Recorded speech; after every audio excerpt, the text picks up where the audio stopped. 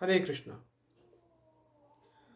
60, 70, 80 के दशक की बॉलीवुड मूवीज हम लोगों ने देखी होगी। उन मूवीज में, ज़्यादातर मूवीज में एक पर्टिकुलर टॉपिक होता था, बदला।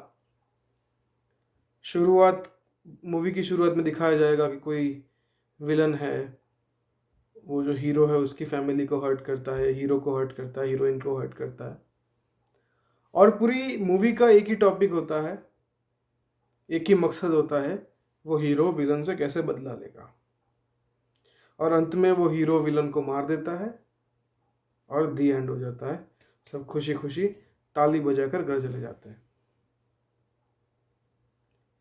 तो क्या रियल लाइफ में ऐसा ही होता है? अगर हमारे मन में किसी चीज को लेके बदले की भावना है तो उसका हम पे क्या असर होगा, उसका क्या रिजल्ट आ सकता है, वो आज हम जानने का प्रयास करेंगे।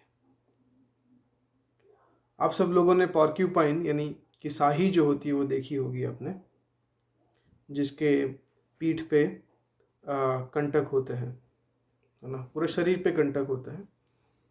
और जब कोई व्यक्ति उसको पकड़ने जाता है या उसको हर्ट करने की कोशिश करता है तो वो क्या करती है, वो कंटक छोड़ती है। कंटक चुभते हैं उस व्यक्ति को जो अटैक कर रहा है उसके ऊपर, उस प्राणी को या उस व्यक्ति को। तो वो व्यक्ति को चोट पहुंचती है और वो शाही को हर्ट नहीं कर पाता।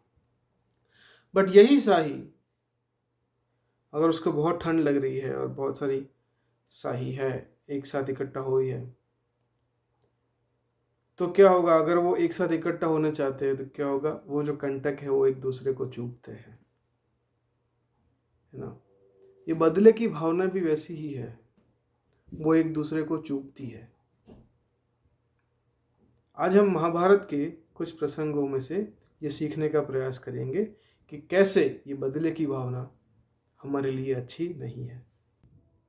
महाभारत में प्रसंग आता है जब द्रोणाचार्य पांडवों को और कौरवों को शिक्षा दे रहे होते हैं। उस समय पे कर्ण भी द्रोणाचार्य से शिक्षा प्राप्त करना चाहते थे, पर द्रोणाचार्य ने उनको साफ मना कर दिया और बोला कि आप शिक्षा नहीं ग्रहण कर सकते मेरे से। उसके बहुत सारे कारण थे।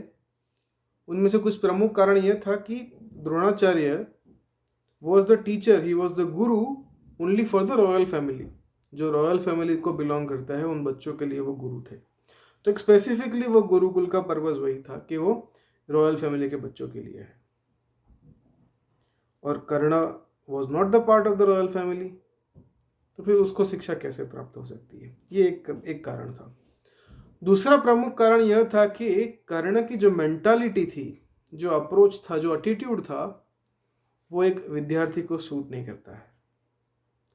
कर्ण चाहता था कि मैं अर्जुन से कंपटीशन करूं और अर्जुन से बड़ा धनुर्धारी होकर दिखाऊं, या मैं कितना बड़ा धनुर्धारी हूं अर्जुन से वो दुनिया को दिखा सकूं, द्रोणाचार्य को दिखा सकूं। वो यह चाहता था। और द्रोणाचार्य जानते थे कि कर्ण के मन में यह चीज़ चल रही है। और उनको समझ में आ रहा था कि अगर उसको विद्यार्थी के तौर पे मैंने उसको सिलेक्ट कर दिया तो हो सकता है कि मेरे गुरुकुल में भी अंदर अंदर कुछ समस्या आ सकती है। तो इन सब चीज़ों को देखते हुए द्रोणाचार्य ने कर्ण को बोल दिया, नहीं, तुम मुझसे शिक्षा ग्रहण नहीं कर सकते। तो कर्ण को लगा, रे ये मुझे नकार दिया।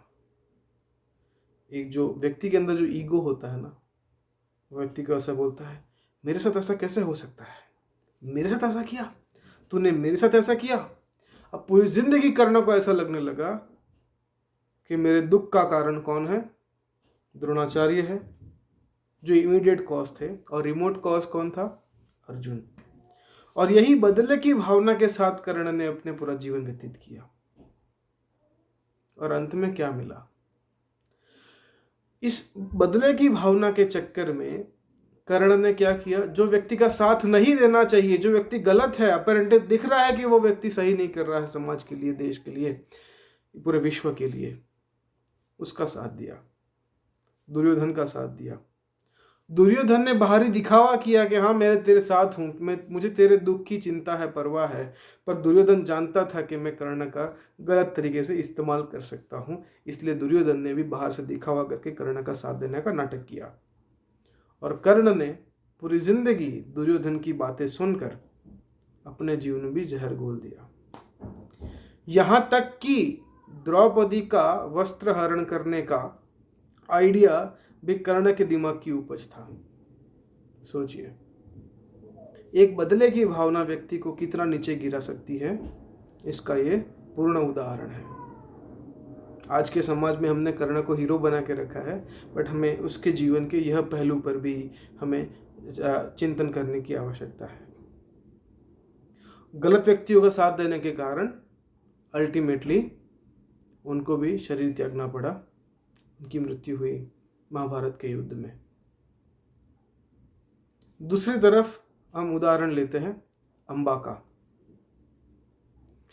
अंबा पूरे जीवन भर भीष्म पितामह को सबक सिखलाने के लिए अपने मन में गांठ बांध चुकी थी, और पूरा जीवन उसने यही सोचने में निकाल दिया कैसे मैं भीष्म पितामह को हर्ट करूं।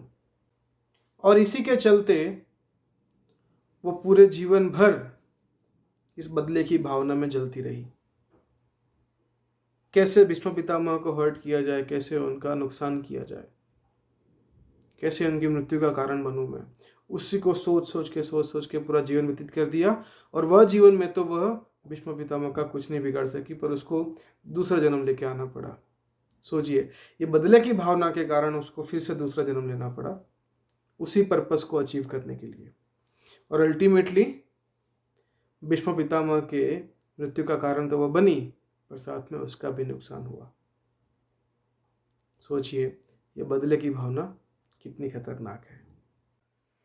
तीसरा उदाहरण हम फिर से द्रोणाचार्य के जीवन से लेंगे। द्रोणाचार्य और द्रुपद बचपन में अच्छे मित्र हुआ करते थे, बट बड़े होने के बाद द्रुपद ने अपने वचन का पालन नहीं किया, और इसके चलते द्रोणा के मन में बदले की भावना थी, और उन्होंने क्या किया, अपने विद्यार्थियों से द्रुपद को हरवाकर ह्यूमिलिएट करवाया, है ना। और इसके बदले में द्रुपद ने यह चाहा कि मेरा ऐसा बेटा पैदा हो, ऐसा पुत्र प्राप्त करने के लिए यज्ञ किया जो द्रोणाचार्य के मृत्यु का कारण बने। अल्टीमेटली ऐसा पुत्र पैदा किया भी, और द्रुपद का वह पुत्र द्रोणाचार्य के पास से ही शिक्षा ग्रहण करता है, और बाद में द्रोणाचार्य की मृत्यु का कारण बनता है। पर इसके चलते द्रोणाचार्य का पुत्र अश्वत्थामा उसके मृत्यु का कारण बनता है। देखिए कितनी मृत्यु हो रही है, इधर उधर बदले की भावना। वो बदले की भावना के कारण द्रोणाचार्य और द्रुपद दोनों का ही नुकसान हुआ। कहने का तात्पर्य यहाँ पे यह है कि बदले की भावना किसी भी व्यक्ति के लिए कभी भी अच्छी साबित नहीं होती।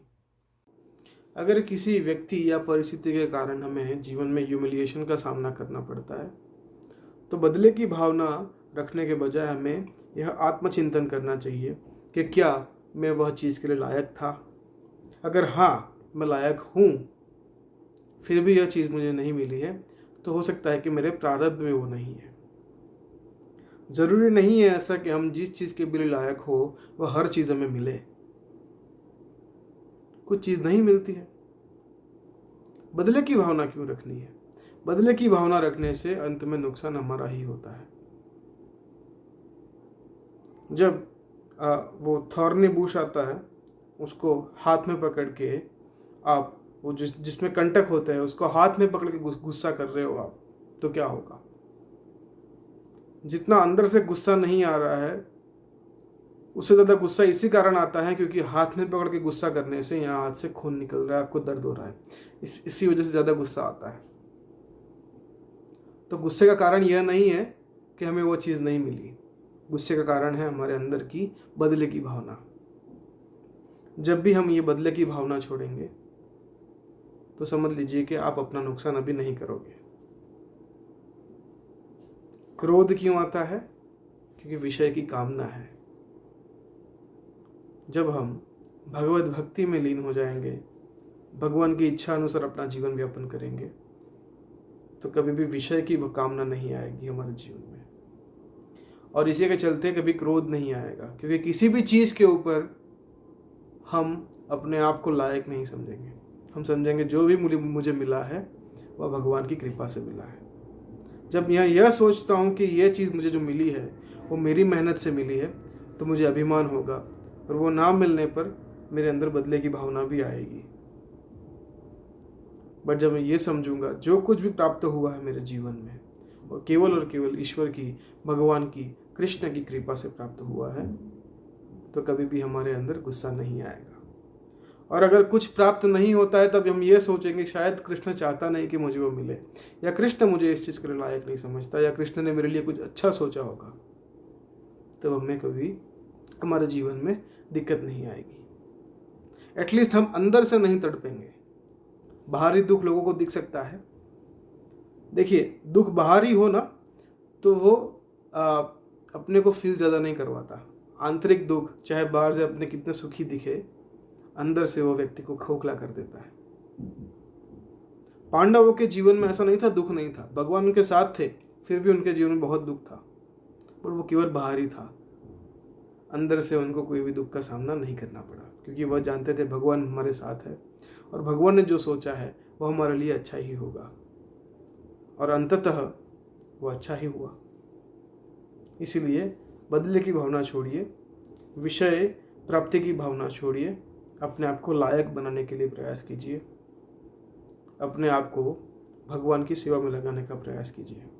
भगवान ने जो रास्ता दिखाया है भगवत गीता में, उसके ऊपर चलने का प्रयास कीजिए। वो अल्टीमेटली आपको सही दिशा में ले जाएगा, वह कभी भी आपका नुकसान नहीं होने देगा। आशा करता हूँ आपको आज का यह वीडियो पसंद आया होगा। हरे कृष्णा।